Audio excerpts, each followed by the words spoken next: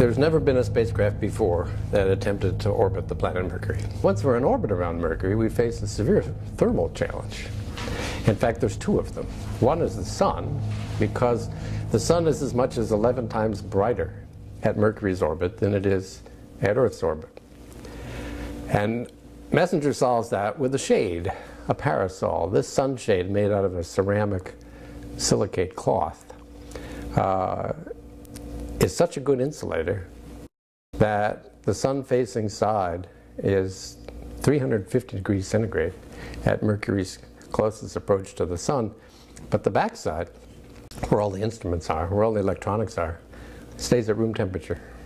And so we can use conventional electronics in these systems.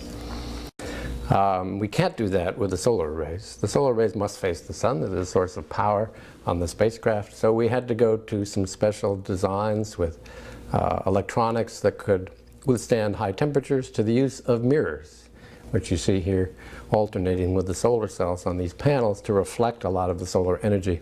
And we also needed to articulate the solar rays so that as we got close to the sun, we could control temperature by their angle.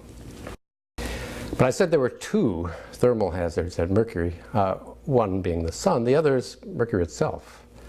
Because the Mercury surface in daylight is so hot, more than 400 degrees centigrade, it radiates that heat back out. And we can't shield ourselves from Mercury. We are, after all, studying the planet. We need to face the surface. And so a variety of clever thermal designs on instruments, on the choice of orbit, on the timing for when we go into orbit relative to day and night, all factored in to deal with the high temperatures from Mercury.